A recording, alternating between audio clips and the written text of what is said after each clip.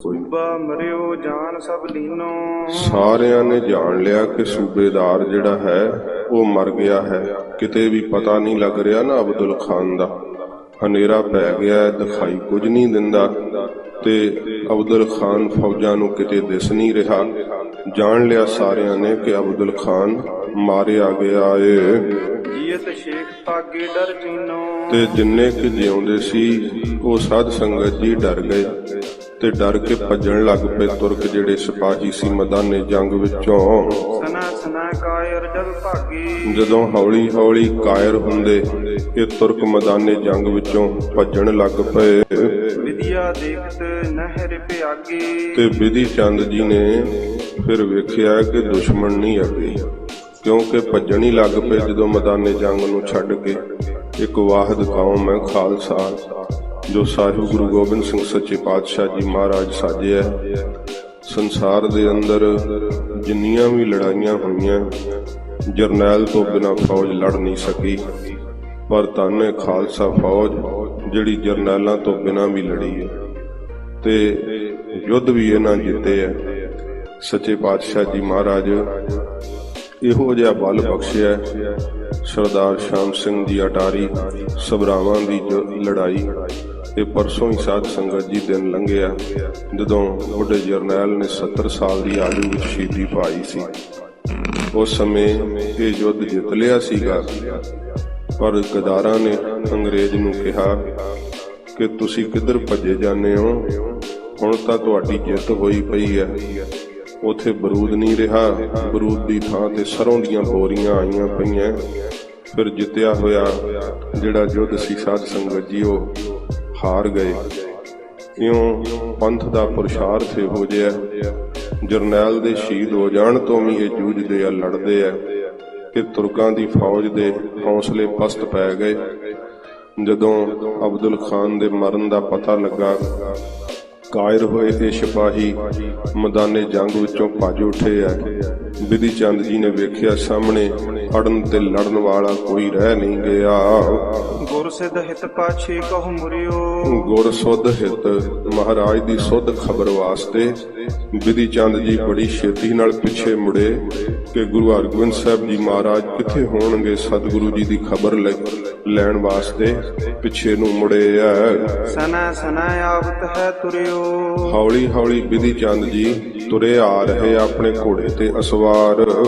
ਇਤ ਸਤਿਗੁਰ ਸ਼ਾਮ ਕੋ ਕਛ ਠਾਨ। ਇਧਰ ਸਤਿਗੁਰੂ ਜੀ ਕੁਝ ਕੁ ਸਰੀਰ ਦਾ ਥਕੇਵਾਂ ਮਹਾਰਾਜ ਸੱਚੇ ਪਾਤਸ਼ਾਹ ਜੀ ਜਾਣ ਕਰਕੇ ਬੈਠ ਗਏ ਤਿਸ ਹੀ ਰਣ ਥਾਨ। ਤਿਸੇ ਹੀ ਮੈਦਾਨੇ ਜੰਗ ਦੇ ਥਾਂ ਵਿੱਚ ਸੱਚੇ ਪਾਤਸ਼ਾਹ ਜੀ ਮਹਾਰਾਜ ਗੁਰੂ ਹਰਗੋਬਿੰਦ ਸਾਹਿਬ ਜੀ ਬੈਠ ਗਏ ਆ।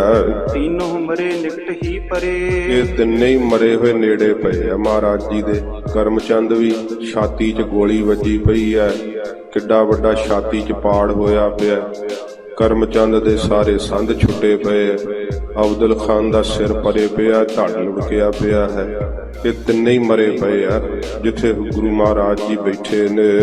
ਤਿਨਕੇ ਬੀਚ ਸਤਿਗੁਰੂ ਥਿਰੇ। ਇਹਨਾਂ ਦੇ ਵਿਚਕਾਰ ਆਲੇ ਦੁਆਲੇ ਇਹਨਾਂ ਦੀਆਂ ਲੋਥਾਂ ਪਈਆਂ। ਇਹਨਾਂ ਦੇ ਵਿਚਕਾਰ ਸੱਚੇ ਪਾਤਸ਼ਾਹ ਜੀ ਮਹਾਰਾਜ ਬਹਿ ਗਏ ਰਣ ਤੱਤੇ ਵਿੱਚ। ਅਵਨ ਗਗਨ ਮਹਿ ਤਮ ਵਿਸਤਾਰਾ। ਸਾਧ ਸੰਗਤ ਜੀ ਅਵਨ ਧਰਤੀ ਤੇ ਆਕਾਸ਼ ਵਿੱਚ ਜਿਹੜਾ ਸੀ ਨਾ ਤਮ ਹਨੇਰਾ ਉਹ ਪਸਰ ਗਿਆ ਏ। ਨਹੀਂ ਨਿਕਟ ਹੀ ਪਰੈ ਨਿਹਾਰਾ। ਨੇੜੇ ਵੀ ਦਿਖਾਈ ਨਹੀਂ ਪੈਂਦਾ।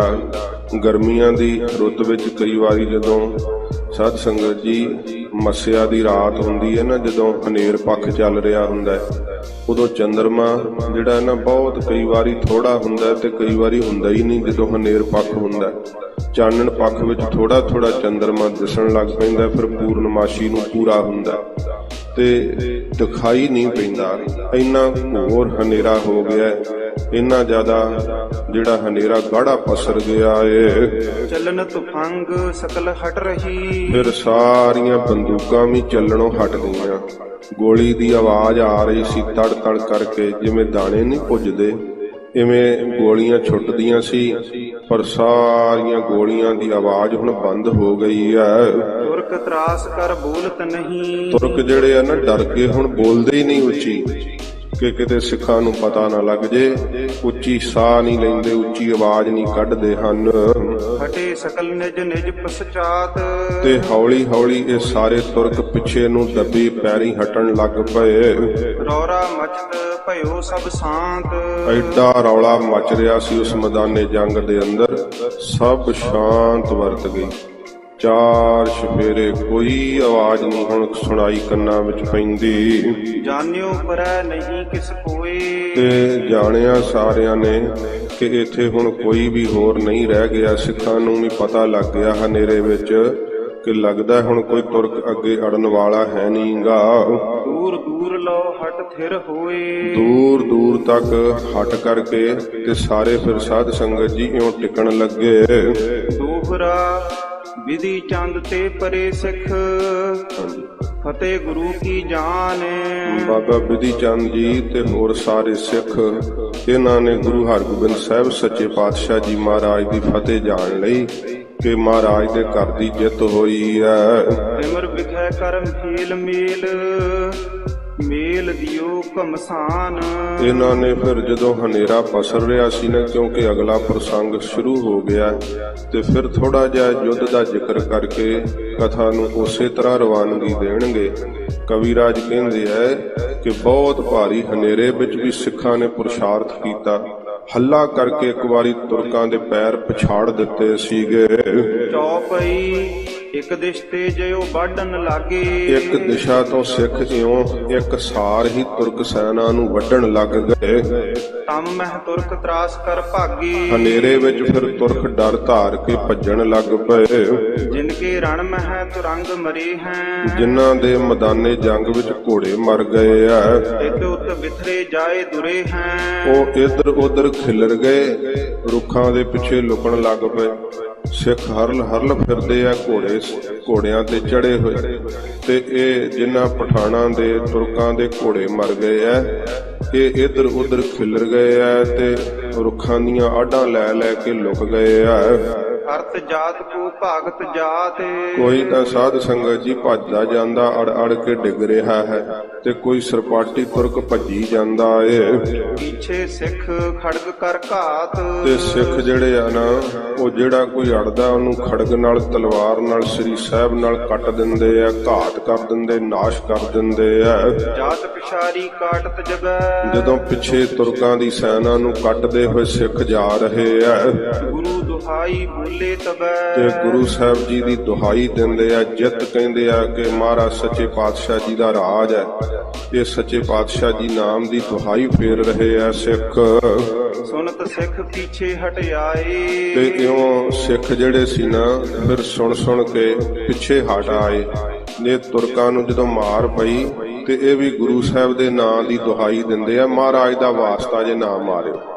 ਸਿੱਖਾਂ ਨੂੰ ਅੱਗੋਂ ਕਹਿੰਦੇ ਆ ਕਿ ਮਹਾਰਾਜ ਦਾ ਵਾਸਤਾ ਜੇ ਨਾ ਮਾਰਿਓ। ਇਉਂ ਜਦੋਂ ਮਹਾਰਾਜ ਦਾ ਹੀ ਵਾਸਤਾ ਪਾਉਂਦੇ ਆ ਤੇ ਫਿਰ ਸਿੱਖ ਛੱਡ ਦਿੰਦੇ। ਵੇਖੋ ਇੰਨੀ ਦਇਆ ਸਿੱਖਾਂ ਵਿੱਚ ਕਿ ਮਹਾਰਾਜ ਦਾ ਨਾਂ ਲੈਂਦਾ, ਹੁਣ ਭਾਈ ਛੱਡੋ, ਨਾ ਮਾਰਿਓ। ਕਿਉਂ ਮਹਾਰਾਜ ਦੇ ਨਾਮ ਦੀ ਦੁਹਾਈ ਦਿੰਦੇ ਆ ਤੁਰਕ ਅੱਗੋਂ ਕਿ ਨਾ ਮਾਰਿਓ। ਸਿੱਖ ਛੱਡ ਕੇ ਫਿਰ ਪਿੱਛੇ ਨੂੰ ਮੁੜੇ ਆ। ਨਹਿ ਮਾਰਨ ਹਿਤ ਹੱਥ ਉਠਾਏ। ਫਿਰ ਮਾਰਨ ਵਾਸਤੇ ਹੱਥ ਨਹੀਂ ਉਠਾਏ ਸਿੱਖਾਂ ਨੇ, ਕਿ ਹੁਣ ਤਾਂ ਭਾਈ ਮਹਾਰਾਜ ਦਾ ਨਾਂ ਦਾ ਵਾਸਤਾ ਪਾਉਂਦੇ ਆ। ਜਹ ਸਤਿਗੁਰ ਡੇਰੋ ਨਿਜ ਡਾਰਾ। ਜਿੱਥੇ ਸਤਿਗੁਰੂ ਜੀ ਨੇ ਆਪਣਾ ਡੇਰਾ ਪਾਇਆ ਏ, ਤਜੇ ਦਾਸ ਤਹ ਰਾਖ ਸੁਧਾਰਾ। ਉਥੇ ਸੇਵਕ ਪਿੱਛੇ ਡੇਰੇ ਦੀ ਸੰਭਾਲ ਵਾਸਤੇ ਵੀ ਛੱਡੇ ਨਾ। ਉਹ ਸਾਰੇ ਫਿਰ ਇਹ, ਕਿਉਂਕਿ ਯੁੱਧ ਨੀਤੀ ਹੁੰਦੀ ਹੈ, ਪਿੱਛੋਂ ਬਰੂਦ ਪਹੁੰਚਾਉਣਾ, ਸ਼ਸਤਰ ਪਹੁੰਚਾਉਣੇ, ਮਹਾਰਾਜ ਦੇ ਤੀਰ ਹੋਰ ਲਿਆਉਣੇ ਪਿੱਛੋਂ।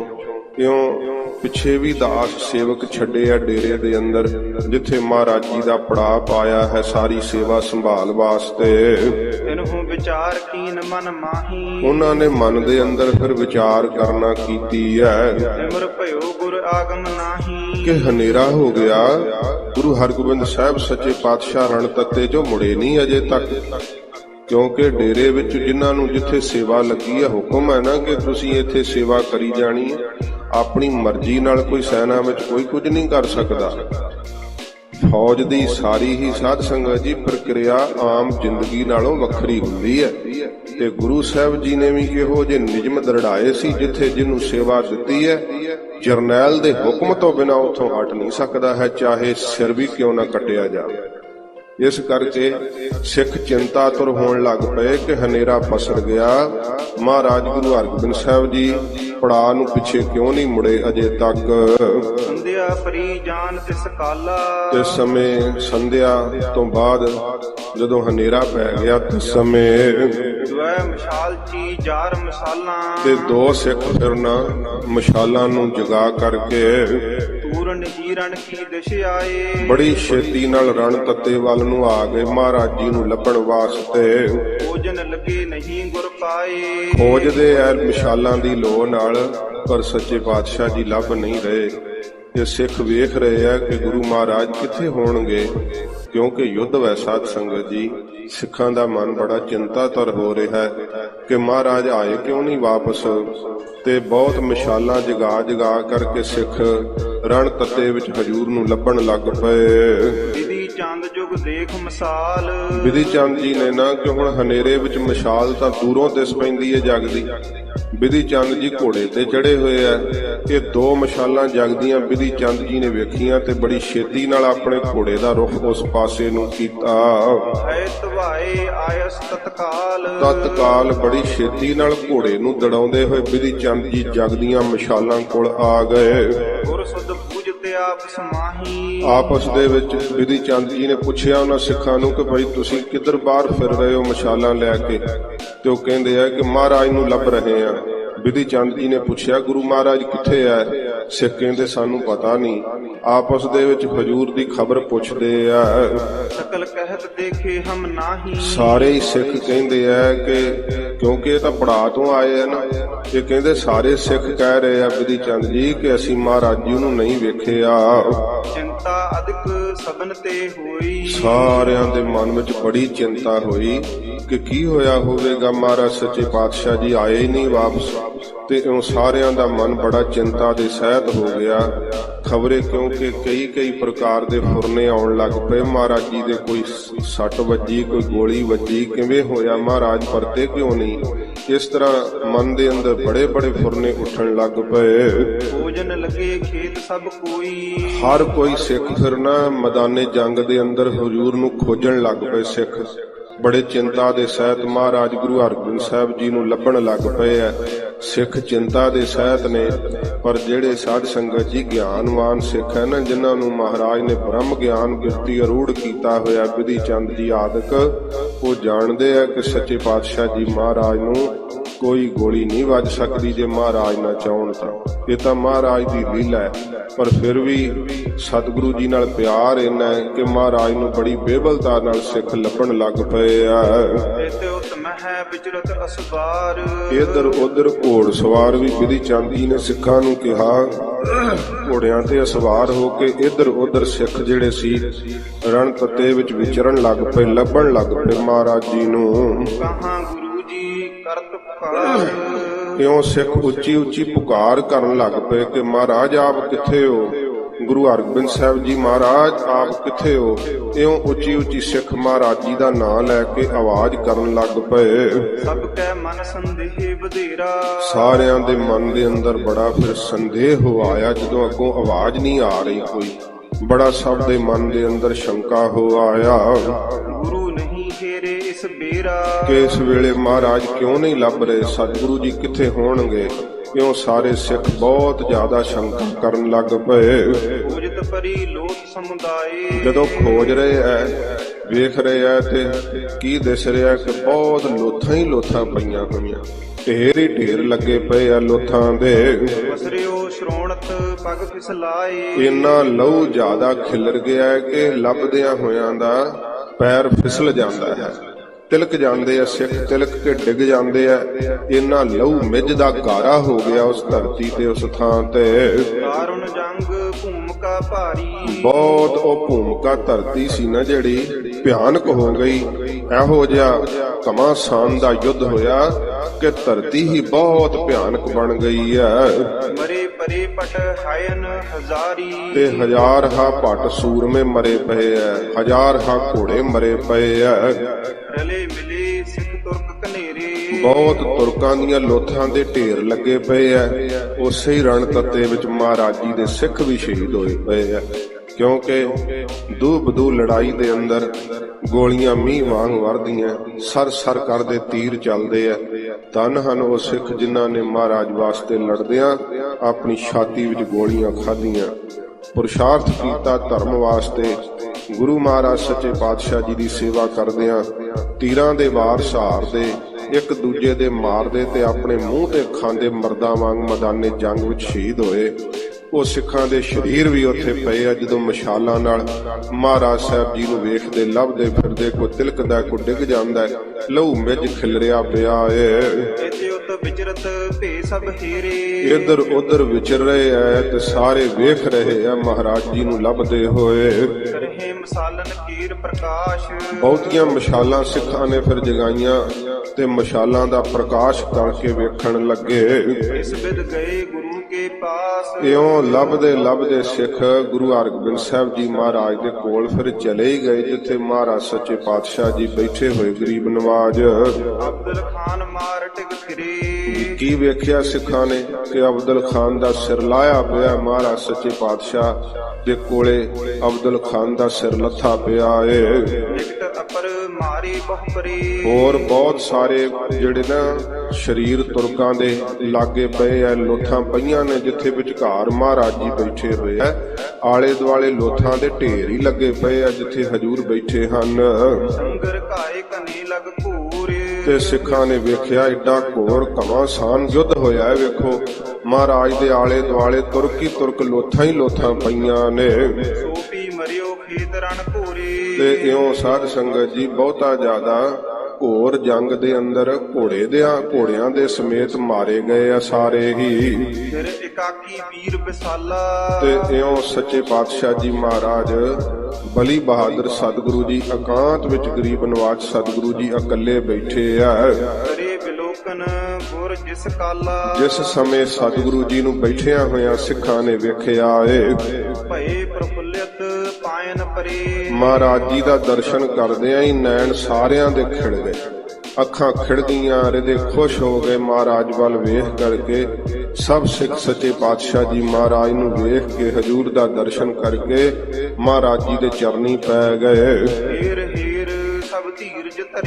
ਵੇਖ ਵੇਖ ਕੇ ਮਹਾਰਾਜ ਜੀ ਵੱਲ ਸਭ ਨੇ ਧੀਰਜ ਕੀਤੀ, ਮਨ ਠਹਿਰ ਗਿਆ, ਕਿਉਂਕਿ ਕਈ ਪ੍ਰਕਾਰ ਦੇ ਫੁਰਨੇ ਆ ਰਹੇ ਸੀ। ਮਹਾਰਾਜ ਸ਼ਹੀਦ ਹੋ ਗਏ, ਸੱਚੇ ਪਾਤਸ਼ਾਹ ਕਿਉਂ ਨਹੀਂ ਲੱਭਦੇ, ਕਿੱਥੇ ਹੋਣਗੇ ਮਹਾਰਾਜ। ਕਈ ਪ੍ਰਕਾਰ ਦੇ ਫੁਰਨੇ ਮਨ ਵਿੱਚ ਆਈ ਜਾਂਦੇ ਸੀ। ਮਹਾਰਾਜ ਵੱਲ ਵੇਖ ਕੇ ਸਭ ਦਾ ਮਨ ਧੀਰਜ ਵਿੱਚ ਆ ਗਿਆ, ਠਹਿਰ ਗਿਆ ਮਨ ਸਭ ਦਾ ਮਹਾਰਾਜ ਦਾ ਦਰਸ਼ਨ ਕਰਕੇ। ਵਿਧੀ ਚੰਦ ਕਰ ਜੂਰ ਬਖਾਨਾ। ਵਿਧੀ ਚੰਦ ਜੀ ਅੱਗੇ ਹੋਏ, ਮਹਾਰਾਜ ਜੀ ਨੂੰ ਵੇਖੋ ਬੇਨਤੀ ਵੀ ਕਰਨ ਵਾਸਤੇ ਸਿੱਖਾਂ ਦਾ ਹੀਆ ਨਾ ਸੀ ਪੈਂਦਾ, ਮੁਖੀ ਸਿੱਖ ਹੀ ਮਹਾਰਾਜ ਨੂੰ ਬੇਨਤੀ ਕਰਿਆ ਕਰਦੇ। ਵਿਧੀ ਚੰਦ ਜੀ ਅੱਗੇ ਹੋਏ, ਹਜੂਰ ਚੁੱਪ ਆਪਣੇ ਮੌਜ ਵਿੱਚ ਬੈਠੇ ਐ। ਗਰੀਬ ਨਵਾਜ ਸਤਿਗੁਰੂ ਦੇ ਚਰਨਾਂ ਵਿੱਚ ਹੱਥ ਜੋੜ ਕੇ ਵਿਧੀ ਚੰਦ ਜੀ ਨੇ ਬੇਨਤੀ ਕੀਤੀ, ਮਹਾਰਾਜ ਆਪ ਇੱਥੇ ਕਿਉਂ ਬੈਠ ਰਹੇ ਹੋ ਸੱਚੇ ਪਾਤਸ਼ਾਹ ਜੀ, ਕੀ ਕਾਰਨ ਹੋਇਆ, ਯੁੱਧ ਕਿਵੇਂ ਹੋਇਆ, ਸੱਚੇ ਪਾਤਸ਼ਾਹ ਆਪ ਕਿਰਪਾ ਕਰੋ ਦੱਸੋ। ਇੱਥੇ ਮਹਾਰਾਜ ਇਕਾਂਤ ਆਪ ਕਿਉਂ ਬੈਠੇ ਹੋ। ਦਾਸ ਨਾ ਪਾਸ ਇਕਾਕੀ ਹੋ। ਮਹਾਰਾਜ ਕੋਈ ਦਾਸ ਸੇਵਕ ਨਹੀਂ ਕੋਲ, ਇਕੱਲੇ ਹੀ ਆਪ ਸੱਚੇ ਪਾਤਸ਼ਾਹ ਜੀ ਇੱਥੇ ਬੈਠ ਰਹੇ ਹੋ। ਪ੍ਰਭੂ ਅਬ ਕਿਆ ਚਿਤ ਚਾਹੋ। ਮਹਾਰਾਜ ਦੱਸੋ ਆਪ ਜੀ ਦੀ ਹੁਣ ਕੀ ਇੱਛਾ ਹੈ। ਗਰੀਬ ਨਵਾਜ ਜਿਵੇਂ ਆਪ ਦਾ ਹੁਕਮ ਹੋਵੇ ਅਸੀਂ ਉਵੇਂ ਕਰੀਏ, ਮਹਾਰਾਜ ਸਾਨੂੰ ਆਗਿਆ ਦਿਓ ਜੀ। ਸੁਨ ਸ੍ਰੀ ਹਰਗੋਬਿੰਦ ਉਚਾਰਾ। ਗੁਰੂ ਹਰਗੋਬਿੰਦ ਸਾਹਿਬ ਸੱਚੇ ਪਾਤਸ਼ਾਹ ਜੀ ਮਹਾਰਾਜ ਸਤਿਗੁਰੂ ਜੀ ਦਾ ਚਿੱਤ ਉਦਾਸ ਹੋਣਾ ਵੀ ਸਾਧ ਸੰਗਤ ਜੀ ਤੇ ਇਕੱਲਿਆਂ ਬੈਠ ਜਾਣਾ, ਕਿਉਂਕਿ ਮਹਾਰਾਜ ਮਨੁੱਖਾ ਖੂਨ ਨਹੀਂ ਡੋਲਣਾ ਚਾਹੁੰਦੇ ਸੱਚੇ ਪਾਤਸ਼ਾਹ ਜੀ। ਗਰੀਬ ਨਵਾਜ ਦਾ ਇਹ ਧਰਮ ਹੈ। ਮਹਾਰਾਜ ਸੱਚੇ ਪਾਤਸ਼ਾਹ ਤਾਂ ਕੀੜੀ ਤੇ ਦਇਆ ਕਰਦੇ ਆ। ਗੁਰੂ ਹਰਗੋਬਿੰਦ ਸਾਹਿਬ ਜੀ ਦਾ ਜੇ ਜੀਵਨ ਪੜ੍ਹੀਏ ਤੇ ਹਜੂਰ ਤਾਂ ਫੁੱਲ ਦੇ ਟੁੱਟਣ ਨਾਲ ਇੰਨਾ ਦਿਲ ਦੁਖਦਾ ਹੈ ਕਿ ਆਪਣੇ ਪੋਤਰੇ ਗੁਰੂ ਹਰਿਰਾਏ ਸਾਹਿਬ ਨੂੰ ਕਹਿੰਦੇ, ਭਾਈ ਪੁਰਖਾ ਚੋਲਾ ਸਾਂਭ ਕੇ ਚੱਲਿਆ ਕਰੋ ਜੇ ਏਡਾ ਵੱਡਾ ਚੋਲਾ ਪਾਉਣਾ। ਏਡੀ ਦਇਆ ਹੈ ਗੁਰੂ ਮਹਾਰਾਜ ਜੀ ਦੇ ਅੰਦਰ। ਪਰ ਜਿਹੜਾ ਸਾਧ ਸੰਗਤ ਜੀ ਹੁਣ ਚੜ ਕੇ ਹੀ ਆ ਜਾਵੇ, ਸੀਸ ਨੂੰ ਹੱਥ ਪਾ ਲਵੇ, ਦਸਤਾਰ ਨੂੰ ਹੱਥ ਪਾ ਲਵੇ, ਅਣਖ ਤੇ ਗੈਰਤ ਨੂੰ ਰੋਲਣਾ ਚਾਹਵੇ, ਫਿਰ ਸੱਚੇ ਪਾਤਸ਼ਾਹ ਜੀ ਮਹਾਰਾਜ ਸ਼ਸਤਰ ਵੀ ਪਾਏ ਹੋਏ ਐ।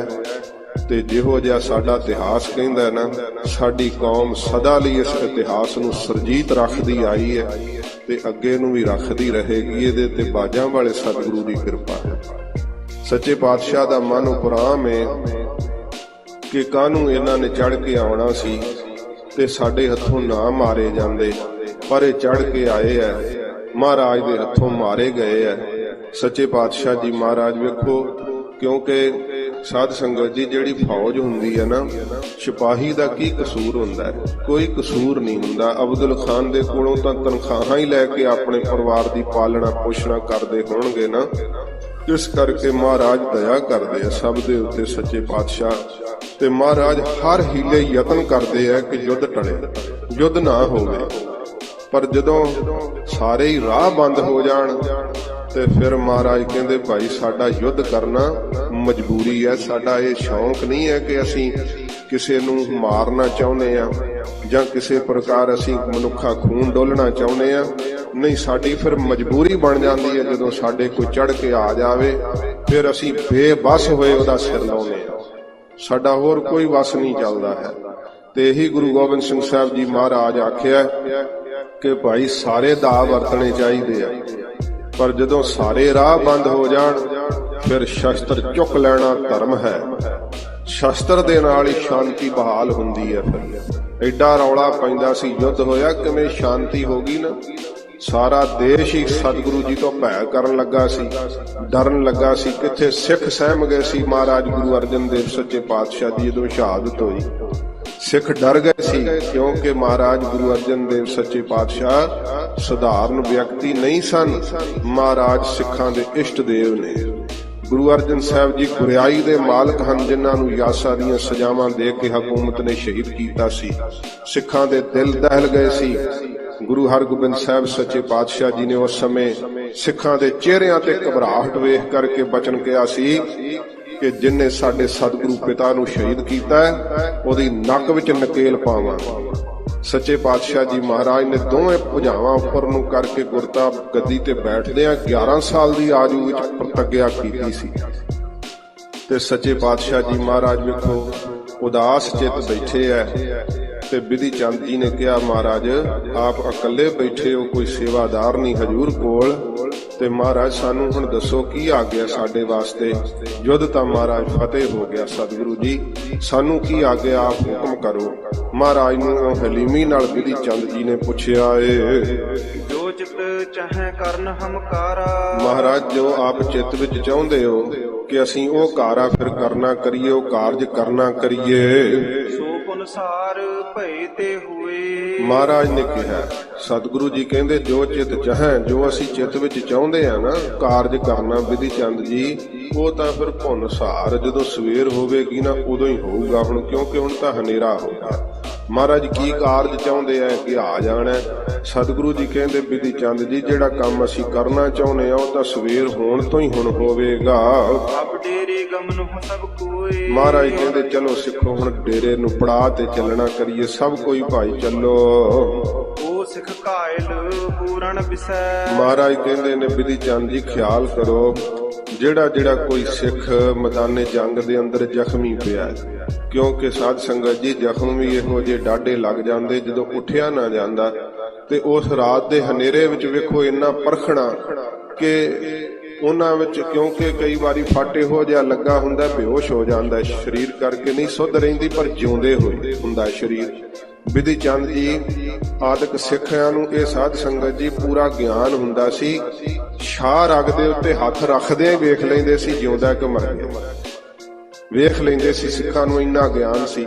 ਰਾਤ ਦੇ ਹਨੇਰੇ ਵਿੱਚ ਮਸ਼ਾਲਾਂ ਦੇ ਨਾਲ ਮਹਾਰਾਜ ਨੇ ਕਿਹਾ ਚੁਣੋ ਜਿਹੜੇ ਘਾਇਲ ਸਿੱਖ ਪਏ ਆ ਨਾ ਬਿਧੀ ਚੰਦ ਜੀ, ਵੇਖੋ ਉਹਨਾਂ ਨੂੰ ਰਣ ਤੱਤੇ ਵਿੱਚ ਕੋਈ ਘਾਇਲ ਜ਼ਖਮੀ ਸਿੱਖ ਮਿਲ ਜਾਵੇ ਤਾਂ ਕਰੋ ਸੰਭਾਰਨ ਆਨਹੁ ਦਿਸੈ। ਉਹਨੂੰ ਸੰਭਾਲੋ, ਸੰਭਾਲ ਕਰੋ ਤੇ ਲੈ ਆਓ, ਪੜਾ ਤੇ ਚੱਕ ਕਰਕੇ ਡੇਰੇ ਵਿੱਚ ਲੈ ਆਵੋ। ਬਸ ਕਹਿ ਸਤਿਗੁਰ ਨੇ ਹੈ ਲੀਨ। ਇਉਂ ਸਤਿਗੁਰੂ ਜੀ ਕਹਿ ਕੇ ਉੱਠੇ ਗਰੀਬ ਨਿਵਾਜ ਸੱਚੇ ਪਾਤਸ਼ਾਹ। ਸੇਵਾਦਾਰ ਨੇ ਘੋੜਾ ਮਹਾਰਾਜ ਜੀ ਦੇ ਅੱਗੇ ਤੇ ਸਮੇਂ ਪੇਸ਼ ਕੀਤਾ। ਮਹਾਰਾਜ ਘੋੜੇ ਨੂੰ ਪਕੜਿਆ, ਹਜੂਰ ਘੋੜੇ ਤੇ ਅਸਵਾਰ ਹੋਏ। ਸੱਚੇ ਪਾਤਸ਼ਾਹ ਜੀ ਘੋੜੇ ਤੇ ਚੜ ਕੇ ਡੇਰੇ ਵੱਲ ਨੂੰ ਮਹਾਰਾਜ ਚੱਲ ਪਏ ਆ। ਭਏ ਅਰੂੜਨ ਪਿਆਨੋ ਕੀਨ। ਮਹਾਰਾਜ ਅਰੂੜ ਕੇ ਭਾਵ ਘੋੜੇ ਤੇ ਅਸਵਾਰ ਹੋ ਕੇ ਸਤਿਗੁਰੂ ਜੀ ਨੇ ਚੱਲਣਾ ਕੀਤਾ। ਨਿਜ ਡੇਰੇ ਕਹੋ ਚੱਲ ਕਰ ਆਏ। ਮਹਾਰਾਜ ਆਪਣੇ ਡੇਰੇ ਨੂੰ ਚੱਲ ਕਰਕੇ ਆ ਗਏ ਜਿੱਥੇ ਹਜੂਰ ਨੇ ਪੜਾ ਪਾਇਆ ਏ। ਵਿਧੀਏ ਘਾਇਲ ਸਿੱਖ ਉਠਵਾਏ। ਬਿਧੀ ਚੰਦ ਜੀ ਨੇ ਘਾਇਲ ਸਿੱਖਾਂ ਨੂੰ ਉਠਵਾਉਣਾ ਕੀਤਾ। ਫਿਰ ਨਾਲ ਨਾਲ ਸਾਰੇ ਸਿੱਖ ਨੇ ਬਿਧੀ ਚੰਦ ਜੀ ਵੇਖਦੇ ਆਪ ਨਿਰੀਖਣ ਕਰ ਰਹੇ ਆ। ਜਿਹੜਾ ਜਿਹੜਾ ਕੋਈ ਜ਼ਖਮੀ ਪਾ ਰਹੇ ਆ ਸਿੱਖਾਂ ਨੂੰ ਕਹਿੰਦੇ ਭਾਈ ਉਠਾਓ ਇਹਨੂੰ ਲੈ ਚੱਲੋ। ਇਉਂ ਸਾਰਾ ਯੁੱਧ ਵਾਲਾ ਥਾਂ ਫਿਰਨਾ ਕੋਈ ਰਾਤ ਸੌਖਾ ਹੈ। ਇੰਨੀ ਸ੍ਰੀ ਸਾਹਿਬ ਵਾਹੀ ਹੈ। ਮਹਾਰਾਜ ਦੇ ਸਨਮੁਖ ਯੁੱਧ ਕੀਤਾ ਅੱਗੇ ਵੱਧ ਕਰਕੇ ਕਿੰਨਾ ਥੱਕ ਗਏ ਹੋਣਗੇ ਬਿਧੀ ਚੰਦ ਜੀ। ਤੇ ਮਹਾਰਾਜ ਸੱਚੇ ਪਾਤਸ਼ਾਹ ਜੀ ਨੇ ਫਿਰ ਕਿਹਾ ਬਿਧੀ ਚੰਦ ਜੀ ਵੇਖੋ ਖੋਜੋ ਕੋਈ ਜ਼ਖਮੀ ਸਿੱਖ ਹੋਵੇ ਉਹਨੂੰ ਭਾਲੋ। ਤੇ ਮਹਾਰਾਜ ਦੀ ਆਗਿਆ ਵਿੱਚ ਵੇਖੋ ਕਿੰਨਾ ਭਾਵੇਂ ਥਕੇਵਾਂ ਹੋਇਆ ਹੋਵੇਗਾ ਕਿੰਨਾ ਸਾਧ ਸੰਗਤ ਜੀ ਯੁੱਧ ਕੀਤਾ ਫੱਟ ਵੀ ਅਕਸਰ ਲੱਗੇ ਹੋਣਗੇ ਨਾ। ਤੇ ਬਿਧੀ ਚੰਦ ਜੀ ਫਿਰ ਮਸ਼ਾਲ ਨੂੰ ਪਕੜ ਪਕੜ ਕੇ ਵੇਖ ਵੇਖ ਕੇ ਤੇ ਜਿੱਥੇ ਸ਼ਹੀਦ ਸਿੱਖ ਹੈ ਉਹਨਾਂ ਦੇ ਸਰੀਰ ਵੀ ਜਿਹੜੇ ਆ ਭਾਲ ਰਹੇ ਆ ਨਿਸ਼ਾਨਦਾਹੀ ਕਰ ਰਹੇ ਆ ਕਿਉਂਕਿ ਸਵੇਰ ਚੜੀ ਨੂੰ ਸਰੀਰ ਚੁੱਕਣੇ ਆ ਨਾ ਸ਼ਹੀਦ ਸਿੱਖਾਂ ਦੇ ਵੀ। ਇਸ ਕਰਕੇ ਜਿਹੜੇ ਜ਼ਖਮੀ ਨੇ ਉਹਨਾਂ ਨੂੰ ਭਾਲ ਭਾਲ ਕੇ ਬਿਧੀ ਚੰਦ ਜੀ ਉਠਵਾ ਰਹੇ ਆ। ਸਭ ਰਣ ਖੇਤ ਖੋਜ ਕਰ ਆਛੇ। ਅੱਛੀ ਤਰ੍ਹਾਂ ਚੰਗੀ ਤਰ੍ਹਾਂ ਸਾਰਾ ਰਣ ਖੇਤ ਖੋਜਿਆ ਹੈ। ਇੰਨਾ ਕਿੱਡੇ ਵਿਸ਼ਾਲ ਰਣ ਖੇਤ ਹੋਵੇਗਾ ਜਿੱਥੇ ਯੁੱਧ ਹੋਇਆ ਹੈ। ਸਾਰਾ ਹੀ ਉਹ ਰਣ ਖੇਤ ਖੋਜਿਆ ਹੈ। ਬਿਧੀ ਚੰਦ ਜੀ ਨੇ ਲੱਭਿਆ ਚੰਗੀ ਤਰ੍ਹਾਂ। ਸਨੈ ਸਨੈ ਆਵਤ ਭਾਪ ਆਛੇ। ਹੌਲੀ ਹੌਲੀ ਫਿਰ ਪਿੱਛੇ ਆਏ ਆ ਸੱਚੇ ਪਾਤਸ਼ਾਹ ਜੀ ਮਹਾਰਾਜ ਦੇ ਵੱਲ ਨੂੰ ਡੇਰੇ ਵੱਲ ਨੂੰ ਮੁੜੇ ਆ ਬਿਧੀ ਚੰਦ ਜੀ। ਆਏ ਸਿਵਰ ਮਹਿ ਆਨੰਦ ਵਧਾਏ। ਜਦੋਂ ਆਏ ਆ ਡੇਰੇ ਵਿੱਚ ਬਹੁਤ ਸਿੱਖਾਂ ਨੂੰ ਆਨੰਦ ਹੋਇਆ। ਬੜੀ ਖੁਸ਼ੀ ਹੋਈ ਮਹਾਰਾਜ ਦੀ ਫਤਿਹ ਦੀ। ਦੁੰਦਰ ਫਤਿਹ ਢੇਰ ਵਜਵਾਏ। ਦੁੰਦਬ ਜਿਹੜੇ ਨਗਾਰੇ ਆ ਨਾ ਉਹ ਸਾਧ ਸੰਗਤ ਜੀ ਫਤਿਹ ਦੇ ਜਿੱਤ ਦੇ ਨਗਾਰੇ ਤੇ ਸਮੇਂ ਵਜਾ ਦਿੱਤੇ। ਬਿਧੀ ਚੰਦ ਜੀ ਨੇ ਕਿਹਾ ਨਗਾਰਿਆਂ ਤੇ ਚੋਭ ਲਾਓ ਜਿੱਤ ਦਾ ਸੰਕੇਤ ਦੇਣਾ ਕਰੋ। ਸਭ ਕੀ ਕਰੀ ਸੰਭਾਰਨ ਡੇਰੇ। ਸਾਰੇ ਜ਼ਖਮੀਆਂ ਦੀ ਫਿਰ ਸੰਭਾਲ ਵੀ ਡੇਰੇ ਵਿੱਚ ਕਰਵਾਉਣਾ ਕੀਤੀ। ਜਿਹੜੇ ਡੇਰੇ ਵਿੱਚ ਸੇਵਾਦਾਰ ਨੇ ਉਹ ਜ਼ਖਮੀਆਂ ਦੀ ਸੰਭਾਲ ਵਿੱਚ ਲੱਗ ਗਏ ਆ। ਖਾਨ ਪਾਨ ਕੋ ਦੀਨ ਕਨੇਰੇ। ਲੰਗਰ ਪ੍ਰਸ਼ਾਦ ਛਕਣ ਵਾਸਤੇ ਸਭ ਨੂੰ ਦੇਣਾ ਕੀਤਾ। ਭਏ ਨਿਚਿੰਤ ਸ਼ਤਰਗਨ ਮਾਰੇ। ਨਿਚਿੰਤ ਹੋ ਗਏ ਬਹੁਤ ਦੁਸ਼ਮਣਾਂ ਦਾ ਮਾਰ ਕਰਕੇ ਜ਼ਾਲਮਾਂ ਦਾ ਨਾਸ਼ ਕਰਕੇ ਸਿੱਖ ਜਿਹੜੇ ਆ ਉਹ ਚਿੰਤਾ ਤੋਂ ਰਹਿਤ ਹੋਏ ਆ। ਸੁਪਤ ਜਥਾ ਸੁਖ ਭੇ ਤਬ ਸਾਰੇ। ਤੇ ਸਾਧ ਸੰਗਤ ਜੀ ਸੁਖ ਦੇ ਸਹਿਤ ਤੇ ਸਮੇਂ ਆਰਾਮ ਸਭ ਨੇ ਕਰਨਾ ਕੀਤਾ। ਪਾਸ਼ਲ ਨਿਸ਼ਾ ਉਠੇ ਗੁਣ ਖਾਨੀ। ਗੁਣਾਂ ਦੀ ਖਾਨ ਸਤਿਗੁਰੂ ਜੀ ਪਿਛਲੀ ਰਾਤ ਜਾਗ ਗਏ। ਵੇਖੋ ਕਿੰਨਾ ਯੁੱਧ ਕੀਤਾ। ਫਿਰ ਪਿਛਲੀ ਰਾਤ ਮਹਾਰਾਜ ਫਿਰ ਜਾਗ ਪਏ ਅੰਮ੍ਰਿਤ ਵੇਲੇ। ਤੁਸੀਂ ਵੇਖੋ ਕਿ ਜਦੋਂ ਮਹਾਰਾਜ ਕਹਿ ਆਏ ਹੋਣਗੇ ਵੀ ਜ਼ਖਮੀਆਂ ਦੀ ਖੋਜ ਕਰ ਲਓ ਤੇ 2-4 ਘੰਟੇ ਤਾਂ ਲੱਗੇ ਹੀ ਹੋਣਗੇ ਨਾ ਇੱਦੇ ਮੈਦਾਨੇ ਜੰਗ ਨੂੰ ਫਿਰਦੇ ਆ ਤਾਂ 12 ਤਾਂ ਰਾਤ ਦੇ ਵੱਜੇ ਹੀ ਹੋਣਗੇ। ਤੇ ਉਧਰੋਂ 2 ਵਜੇ ਫਿਰ ਉੱਠਣ ਦਾ ਸਮਾਂ ਹੋ ਗਿਆ। ਤੇ ਆਪਾਂ ਕਿੰਨਾ ਕੰਮ ਕਰਕੇ ਆਈਏ ਤੇ ਫਿਰ ਕਹਿੰਦੇ ਅੰਮ੍ਰਿਤ ਵੇਲਾ ਨਾ ਸਾਰਾ ਦਿਨ ਮੈਂ ਥੱਕ ਗਿਆ ਹੁਣ ਨਹੀਂ ਮੇਰੇ ਕੋਲ ਉੱਠਿਆ ਜਾ ਸਕਦਾ। ਯੁੱਧ ਕਰਨਾ 2.5 ਮਿੰਟ ਦੀ ਸਾਧ ਸੰਗਤ ਜੀ ਉਵੇਂ ਹੀ ਫਾਈਟ ਕਰਾ ਦੋ ਤੇ ਜੀਭ ਬਾਹਰ ਆ ਜਾਂਦੀ ਆ। ਸਾਰਾ ਦਿਨ ਯੁੱਧ ਕਰਨਾ ਇਹ ਮਹਾਰਾਜ ਸੱਚੇ ਪਾਤਸ਼ਾਹ ਧੰਨ ਸਤਿਗੁਰੂ ਜੀ ਇਹੋ ਜਿਹੇ ਨਿਯਮ ਆਪ ਦੇ ਸਿੱਖਾਂ ਨੂੰ ਬਖਸ਼ੇ ਐ। ਪਿਛਲੀ ਰਾਤ ਮਹਾਰਾਜ ਅੰਮ੍ਰਿਤ ਵੇਲੇ ਗੁਰੂ ਹਰਗੋਬਿੰਦ ਸਾਹਿਬ ਜੀ ਜਾਗ ਪਏ ਆ ਗਰੀਬ ਨਵਾਜ। ਨਿਤ ਕੀ ਸੋਚ ਸਕਲ ਤਬ ਠਾਨੀ। ਨਿਤ ਦੀ ਸੋਚ ਸੁੱਚ ਪਵਿੱਤਰਤਾ ਕਿਰਿਆ ਜਿਹੜੀ ਸੀ ਮਹਾਰਾਜ ਨੇ ਨਿਤ ਦੀ ਕਿਰਿਆ ਉਹ ਕਰਨਾ ਕੀਤੀ। ਕਰ ਮੱਜਨ ਸੁਖ ਧਿਆਨ ਲਗਾਇਓ। ਮਹਾਰਾਜ ਜੀ ਨੇ ਮੱਜਨ ਇਸ਼ਨਾਨ ਕੀਤਾ। ਹਜੂਰ ਚੌਂਕੜਾ ਲਾ ਕੇ ਬਹਿ ਗਏ ਤੇ ਮਹਾਰਾਜ ਨੇ ਆਪਣੇ ਸੁਖ ਸਰੂਪ ਦਾ ਧਿਆਨ ਲਾ ਲਿਆ।